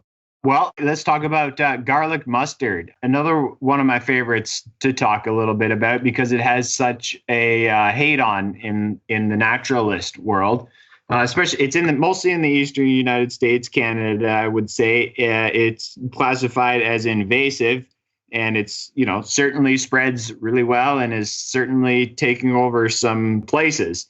So this plant, the whole thing, you can use it. There's the leaves, the flowers, the stem, and the roots. Again, different parts of the plant, different times of the year. Grows super abundantly. So this plant is that's it. Invasive basically means grows really well in my ideas of them these days. Here it is, grows all over the place. It's easily one of the first early spring greens, very, very early. It might be the earliest spring green that I was nibbling on this year, in that there's like snow is still around and this thing is starting to shoot up. So that's super awesome. When you're right at the end of winter and just getting into springtime, here's this, life force that you can go out and pick right away. And the tastes of this plant, maybe we can get into this a little bit later, but this plant has this real pungency and bitterness, right? So pungency is like spice, right? You can think of cayenne pepper as kind of the ultimate in pungency, right? And bitterness. So these are 2 very activating tastes. So they really get that digestion going and they really help with cleansing, right? And so after winter, here we are, we're all stagnant. In the old days, for sure, we didn't have access to greenery and all that stuff. So our bodies, they're not in peak performance after the winter, you could say, right? And so here's this plant presenting itself, and it has these particular tastes that are really great to just really get things moving in the body again, as well as being really quite nutritious, right? So I'll really, really enjoy that as a very early spring green. Very quite nice and tasty in its name, garlic mustard, right? Sounds good. Got some garlickiness to it, a little bit of mustardiness. You can make all kinds of stuff. A really great one is a garlic mustard pesto, right? So you get a bunch of this stuff, collect it up, bust it up with, other pesto type ingredients, and it comes out really quite tasty. You can freeze it so you have it for later, type of a thing, right? So there's a really great plant. The garlic mustard is pointed out as being one of the oldest species of spices used in Europe. Mm-hmm. The claim is that it was brought here in the 1800s. It comes from Europe, Western Central Asia, Morocco, Iberia, the British Isles, Scandinavia, all these other places, Pakistan, Xinjiang, and China. But here's the thing. In one part of Wikipedia, they state flat out that it's one of the oldest known spices. So that's a benefit to human beings, right? But if you go down under the North American part, it claims that it is poisonous to all the animals and insects and everything here. And they're desperately searching. See, what's wrong with this picture? If human beings can eat this, then how can it be that there aren't other, I understand it's not naturally from here and that it probably is invasive, but you can already see what's going on here. And I looked it up really quickly to see if anyone, if I could find places where people are using it. Pretty much according to Wikipedia, they need to kill it in any way they can. Yeah, you got it, right? And, again, what the heck's that all about, right? Well, that's this misconception that we're under that's being, again, that whole social engineering thing of we know better than nature, right? Which is really an overarching theme in the, technocracy, if you will, right? Technology is better than nature, right? We don't need nature. We know better. We'll do it this way. We'll create our own genetically modified plants and grow them in greenhouses under false conditions and all of these things, right? Anything that's going on outside, we'll kill it, basically, right? So here's garlic mustard. Yeah, you just read all those things. Really interesting, right? Been used for thousands of years all over the world as a spice, and therefore that means it's a food because you're eating it. And then our ancestors bring it over here, obviously, because it's a really great plant that they want to bring with them, and they're going to a foreign land and they don't know what they're going to come across over there. So why wouldn't you bring your favorite plant that you like to eat with you, right? Medicinal too, according to that. Yeah. Well, that's it. Well, again, like I mentioned earlier, that scale of food or medicine, well, is it one or the other? No, it's both, right? And like I mentioned with the tastes, again, this is a real, stimulating the digestion, again, great for the liver, great to help you digest heavy foods, really going to stimulate, get that stuff moving along, right? So now here it is, and it's escaped from our gardens, and it, spreads really well, and it grows in a lot of different places. And so one of the main things that people are upset about with this plant is that it's growing as an understory plant in these forests, right? So we already talked about how these forests, we're noticing, are really degraded, right? They're no longer anything like forests used to be. They're really looking pretty sad out there these days. I don't know if you can even really call it a forest a lot of the places these days, right? And so sure enough, here comes garlic mustard, and now it's growing prolifically under these, forests, so-called now, and displacing the so-called native plants, right? Okay, well, so on a just quick first glance, humans know better perspective, it's like, oh my God, now we're losing our native plants. This terrible weed has come in here and is displacing everything. But if you shift your lens of perception and look a little deeper and come in with a questioning, wondering mind of what is happening here. Why is this plant growing so prolifically under here? Well, maybe a different, maybe you come to different conclusions, right? Well, maybe these forests are no longer suitable for these native plants to grow there, right? We've come in here and, created all of this disturbance. This forest is looking really sad. There's nothing, again, like right at, 50 feet over there is a cornfield being sprayed with Roundup. And here I am in this so-called forest expecting to see these pristine native plants growing here. But instead I see garlic mustard, and now I'm angry because it's supposedly displacing these native plants. Well, I don't think those native plants can grow there anymore. The conditions are no longer suitable for those plants to flourish. And so nature needs to intervene and says, okay, well, I can't grow my nice native plants that I've grown here for 1,000 years. Now this garlic mustard is going to come in here and take over this space. Now, you saw that part on Wikipedia where somewhere it says it's poisonous. Well, I'm telling you right now, I'm still alive and I've been eating this for quite some time and it hasn't poisoned me, right? Okay, so there's one thing. People have used it for thousands of years as a spice, was another example in Wikipedia. It labeled it as both a food and medicinal, but on the tail of what you said, I would point out a thing that alchemy teaches us. When the native plants are having a tough time because of what human beings have done, it does not take that long before, if it's left alone, it will repair itself. Right. And so I have mixed feelings about the invasive species things. The main problem is that usually they get here because someone wants a pretty plant in their backyard. And I wanted to bring up the Phragmites because that's a big issue in San Diego. I used to grow a lot of bamboo in San Diego, and Phragmites is a running rhizome, as is the running style of bamboo. And as I was into bamboo big at one point, I used to advise people, do not plant running bamboo in San Diego. And if you really are gonna, you better have a rhizome barrier. The other kind is clumping. But the problem with both of those bamboos for California is bamboo requires water. The one thing California does not have is water. But let's get back to the Phragmites. Were you going to introduce that you can eat Phragmites, or there's other things that can be done with it? Yeah, absolutely. Just let me really quick just finish that quick note on garlic mustard. So people really don't know what it's doing, right? Okay, so they think it's doing something bad. I think, and I've read from other people's perspectives who have more, inquiring type minds, that garlic mustard is rehabilitating that soil underneath those trees so that in the future, if we get to a point where we can leave nature alone and let it do its thing, I suspect that garlic mustard would go away after a number of years when that soil is suitable enough for those native plants to come back there. It's an interesting thing to think about.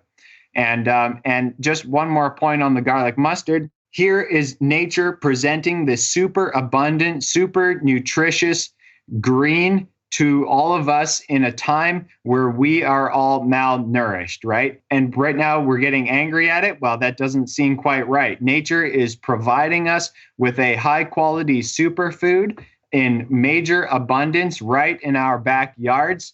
And we are complaining of malnutrition, right? So just something to think about on those notes in the abundance of such a plant with its ability to heal and nourish us.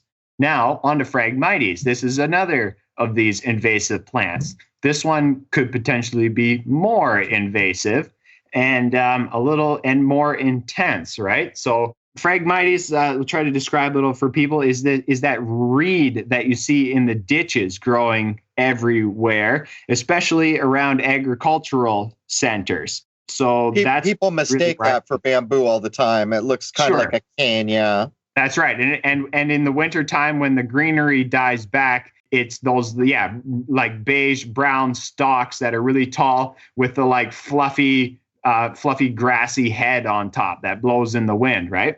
So here's this plant, right? Again, grows like crazy.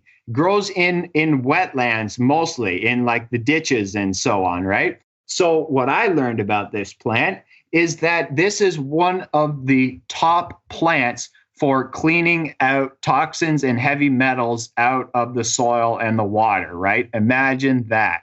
So here's this plant growing in the ditches so in the ditch between the highway and the field, the cornfield, right? So on one side, you got your car pollution. On your other side, you have your Roundup, right? And right in the middle, you have Phragmites, okay? So what used to grow in these ditches? Well, all kinds of things, right? All kinds of things, nettles and asparagus and all sorts of stuff, right? Now, nothing basically grows there other than Phragmites. Well, again, that idea, I don't think that ground is suitable for nettles and anything else to grow there. And so nature has decided that, okay, well, humans, you guys messed this up. You've taken this particular landscape to such an extreme that I now need to step in with my most extreme measures. And that is this, basically monocrop of Phragmites. And so here's this plant, super good at cleaning the water, right? And so basically it seems like it can take these heavy metals into its physical structure and make them inert almost, or like it removes them from the soil and keeps them in such a state that they're no longer available for the other plants, right? Sequestered. It's called sequestered. Yeah, there you go. Excellent. Perfect word. And now that space is a little bit cleaner because of it, right? And so again, I wonder if we all went away and stopped polluting and just left that Phragmites to its own devices, how long would it be there? Would it just keep on growing prolifically forever and take over all the wetlands? Well, I kind of doubt it. And as that plant cleans the water and the soil on the earth, well, as it happens from my research, it seems as though it does the exact same thing inside our bodies. Now, we go back to that idea of, where are you harvesting a thing? Are you going to harvest the Phragmites between the highway and the Monsanto field? I don't think so.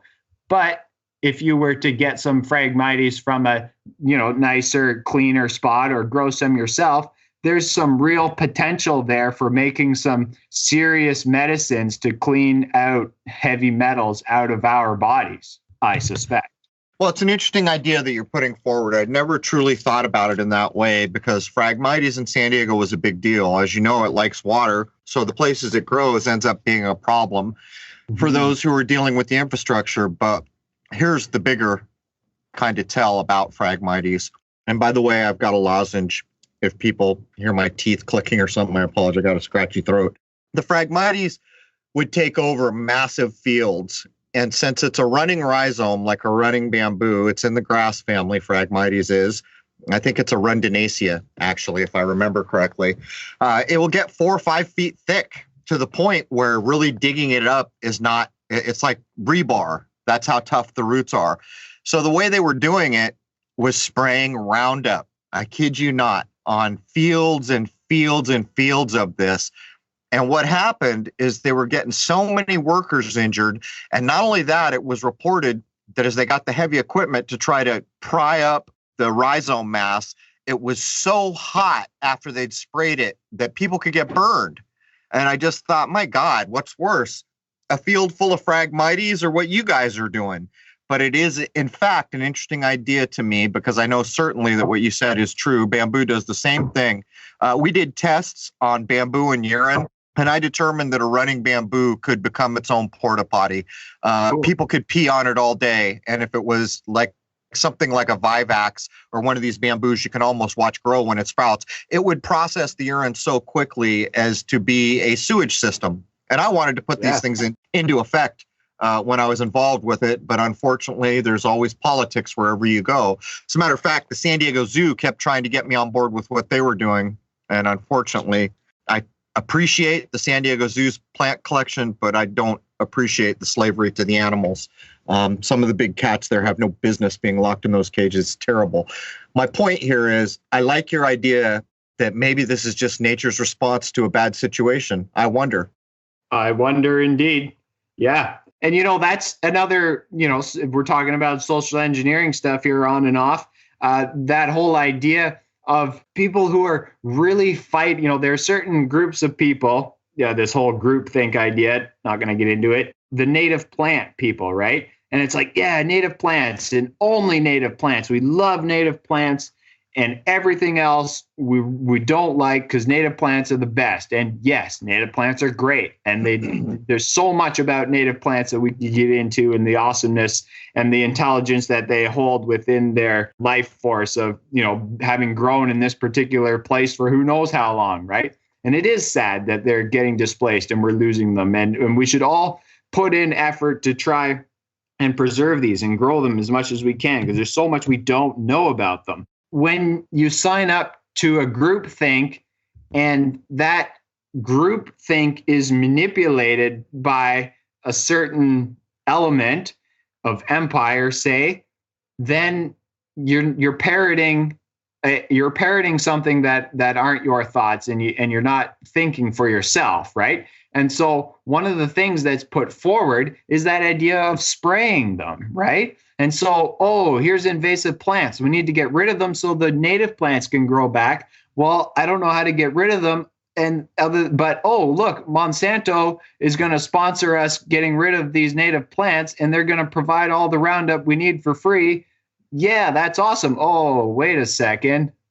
Now we're spraying Roundup everywhere. So how does that work, right? I can relate to so much of this. When I was young in the East County of San Diego, I lived outside in the hills, in nature.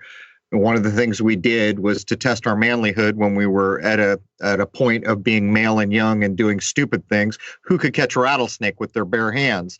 That was the point. That was how involved we were in nature. And, boys will be boys, I guess. Luckily, all the boys that I grew up with, save one, are still alive.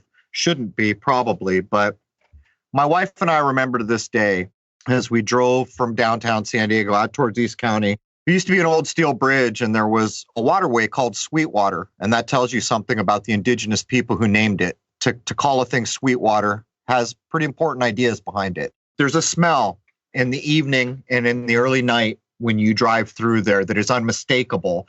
To this day, when I smell that smell, it feels like you're home. But years later, when we'd gone back, I was down there hiking around that old steel bridge, which is no longer used by traffic anymore.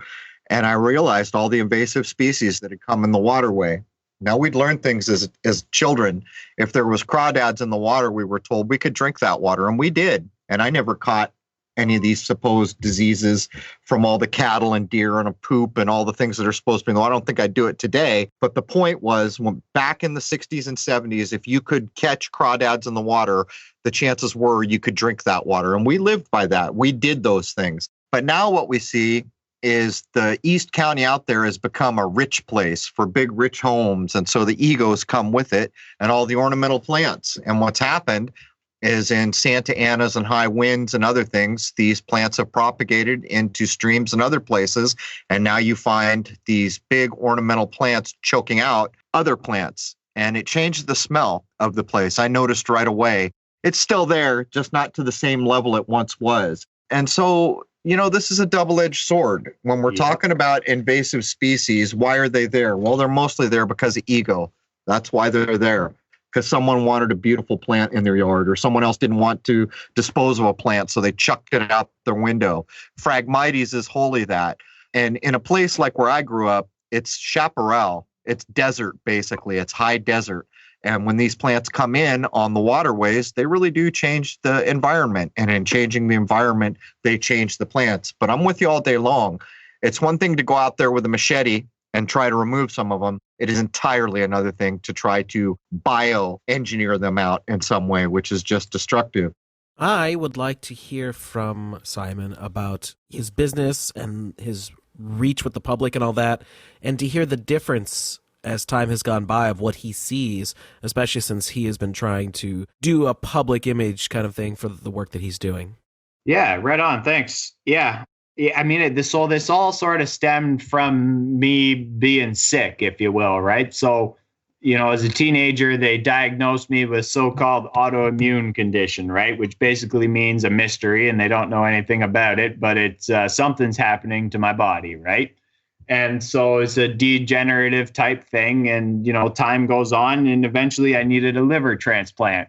And so I was just a kid, didn't know anything, and okay, sure, modern science will fix me up. That was just, okay, there I go, gonna have a liver transplant. That all happened. It was great, super miracle of modern science. And then after that, I had another condition of my bowels, right? And so it was like, now I no longer had this sort of light at the end of the tunnel to say, oh, science will fix you up, you'll be all good. Now it was kind of like, okay, well, now you're on your own because, we don't really have an answer to this. There's some drugs, some are stronger than others, and some will, reduce your symptoms better than others, but you don't want to be on those very long. And so then I started to learn about things, and I was like, well, what can I do? And, just started looking into everything. And, ultimately everything leads to nature if you really start to look for answers. And yeah, so I just really got into all that, and I had all kinds of time on my hands to be able to learn all these things, which is, super fortunate. Most people don't have. And it just was really empowering, and I was learning so many things. And then at the same time, it was like, well, we need to make some money in the world, right? We live where we are, and it is what it is. And so we were living up and wanted to do a little farmer's market. And my wife was the one who really got into the herbs to start with.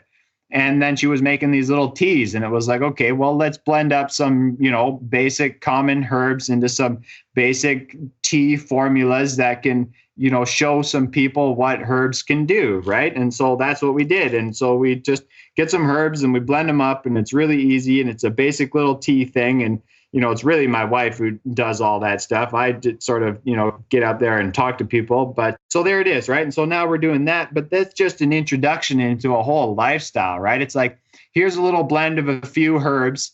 Drink this tea, try it out. Does it help your digestion? Oh, yeah, you're going to feel better? Okay, great. Now go and look at the back of the package, see what's in there, and learn about those herbs, right? And we're really trying to focus on the herbs that you can grow in your backyard, right? So, you got a digestive issue, you're going to try out my tummy tamer tea. You're going to find that it really works. You're going to look at the back and you're going to say, oh, chamomile, fennel, marshmallow root, and calendula. You look those things up. Oh, geez, I can grow all those in my backyard, right?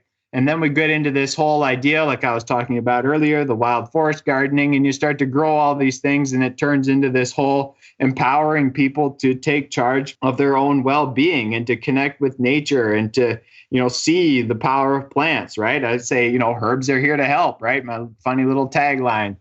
And so as the years go on, like I'm noticing big shifts, right? People are really coming around. Like, we lived in the city for a number of years, and so we were doing this wild forest gardening there, and we saw both sides. So of course, we got some neighbors, and they called the bylaw because we're growing weeds, right? And so we had to deal with all that. And the bylaw came, and I was out there, and I showed them everything and told them this and told them that, and went right into getting into all the details about their bylaw description. And as it turns out, weeds are classified as these on the noxious weed list, right? Well, so what the heck is a noxious weed, right? And so if you go into the definition of noxious, I just want to read really quickly here.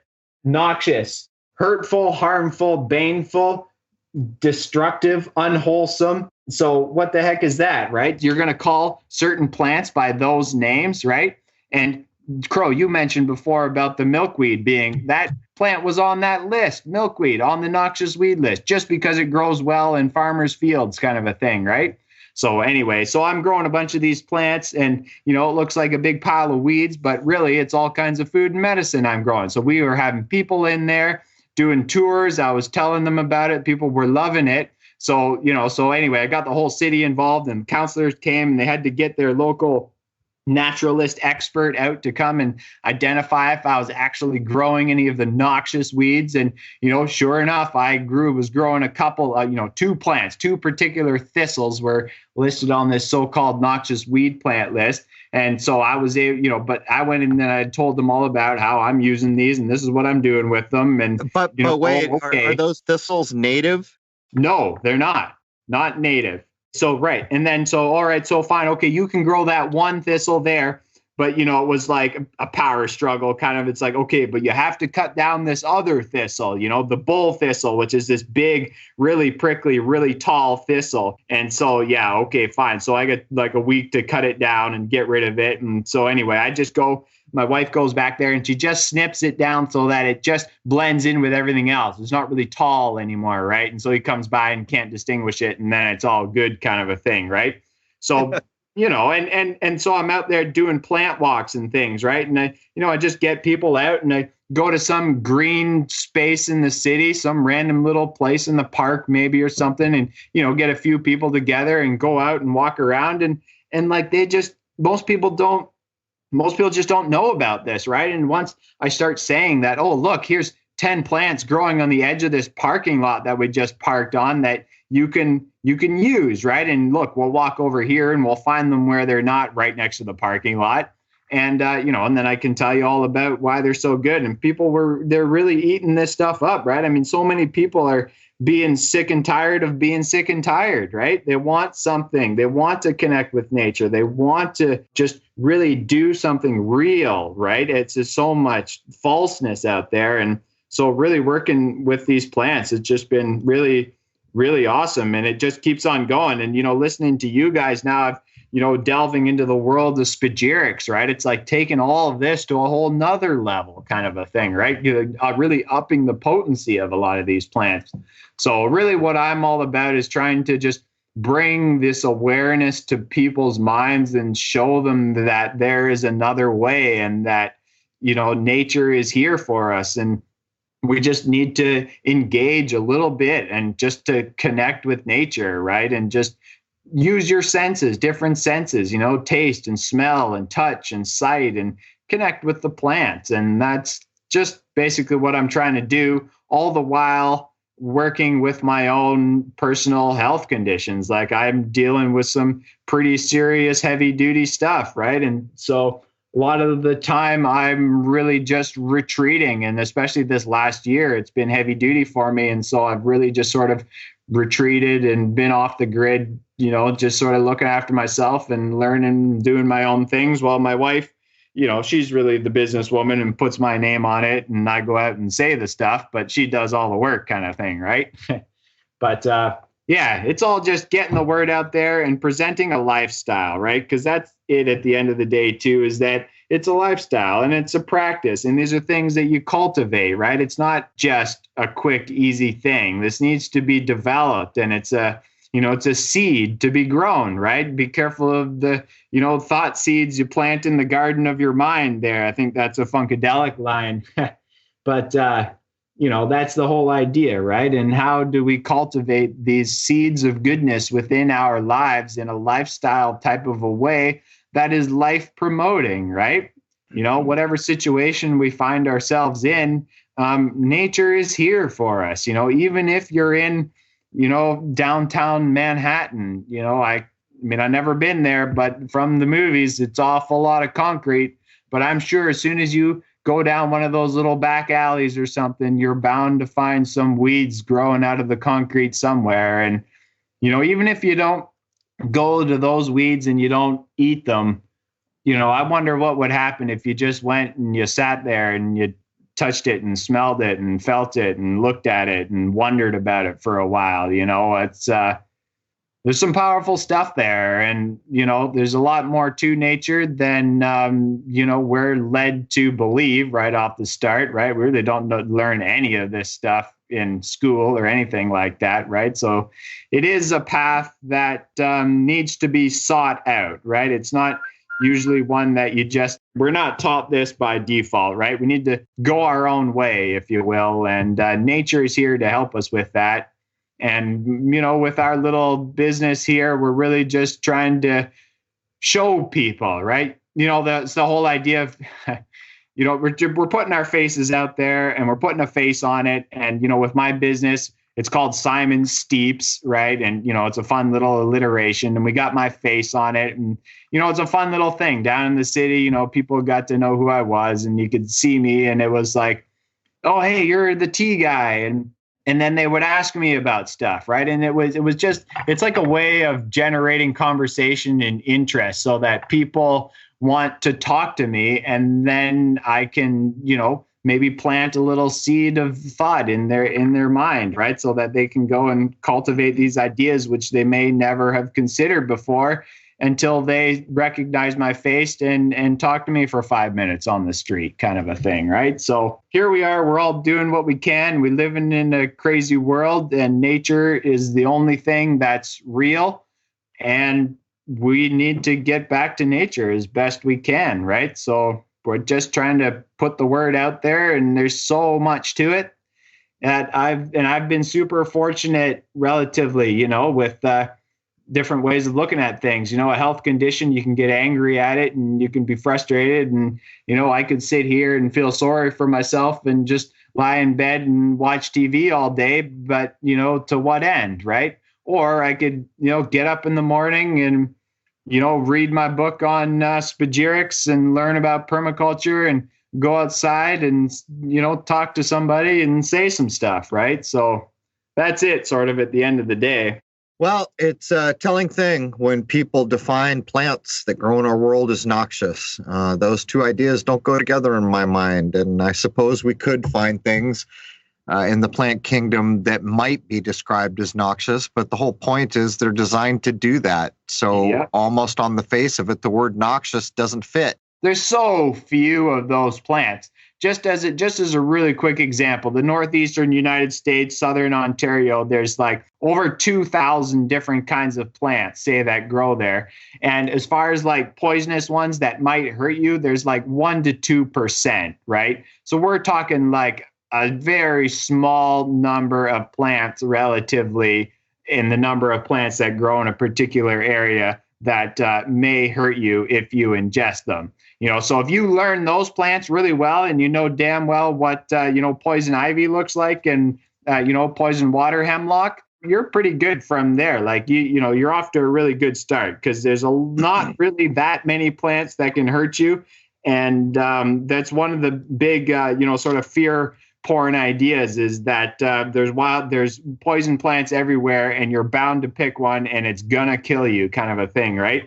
That whole what was that movie, Lost in the Wild or something, where the guy dies because supposedly ate a poison plant? Well, in one of the books I have, Samuel Thayer, I think it's called Nature's Garden, he goes in there, it's all about foraging, and he totally rips that apart. And he's a wild food expert, and he rips that movie and that book apart and really breaks it down really nicely to say that guy died of starvation. There was no way that he misidentified the plant, and that movie was just basically made to scare people away from wild plants, in his opinion. Really neat idea. Plenty of fear porn to be had. Even the idea that you would call a plant noxious. I'll tell you another thing. In San Diego, a lot of the oak, and by the way, all the people who make fun of the older ways, when you walk into an old growth oak forest, you feel the change in being. It's not quite what I would describe as scary. It's not quite what I would describe as dark, but the whole essence of your day changes the moment you go in that grove. Same thing with an old growth olive grove, but in these old growth oak groves, there's poison oak a lot. And so people would classify that as noxious. The truth is that oak, all that poison oak in there, so many prey animals use that to hide from coyotes and other things that might get them. But Jason, we're about to the top of the hour. Anything you want to add before we get Simon's contact information? Well, I'm glad to hear that Simon was able to do some things to help himself, and I want that to be an example for others out there that you don't necessarily have to turn to pharmaceuticals to help your medical conditions. They might not help sometimes, but there are alternatives, and it looks like Simon has found some. It's a balance. It's not one or the other. This is a big false dichotomy that's out there as well in this world, is one or the other. It's both, And in my world, that's especially true. Like I would be dead without pharmaceuticals, and I would also be dead without plants, in my opinion. It's funny. I'm reading Timaeus by Plato. There's a quote I was almost going to start recycling, which is a little too far over the line for this conversation. But it said you should pretty much stay away from medicines if you're sick because they might kill you. That was a quote from Plato. I don't know exactly recognize it. But anyhow, guys, that does bring us to the top of the second hour. Simon, can you tell folks where they can find you? Yep, you can check me out, simonsteeps.com. That's simonsteeps.com. That's our little website. My wife basically does all that. There's some herbal teas on there you can buy and try out. I'm going to get this little wild nutrition weed chart on there that you can download, and basically gives you like 12 of my favorite weeds and gives a whole bunch of information about them. And I mean, that's just our platform. We're really small time and, low key, and we're just doing our little part in the world and living in our corner. And, if you want to reach out, I love to talk. I'm happy to speak on all of these things and can keep on going for days kind of thing, because there's so much out there. And yeah, check it out. See what you think. Get out there, try some herbs, grow some plants, be out in nature. It's all good stuff in that sense. All right. Well, that brings us to the top of the second hour here. I would almost consider the idea that the word weeds is almost like the corporatization of certain plants in the same way we've seen the corporatization of people. After all, if it's made in nature, it's not discardable. It's doing something somewhere in this world. It's all there is to it. Would not be here if there was no use for it. And if you can demonstrate human beings can eat it or just animals can eat it, then that's a pretty damn important use, particularly in times where we are living on a thread. So many things we have no faith in anymore. How long will it be before we don't have faith in whether our supermarket will be stocked, or will things start to go the other way? It's all about mindset. Anyhow, that does bring us to the top of the hour. We hope you'll join us all next week at crow777radio.com. Cheers.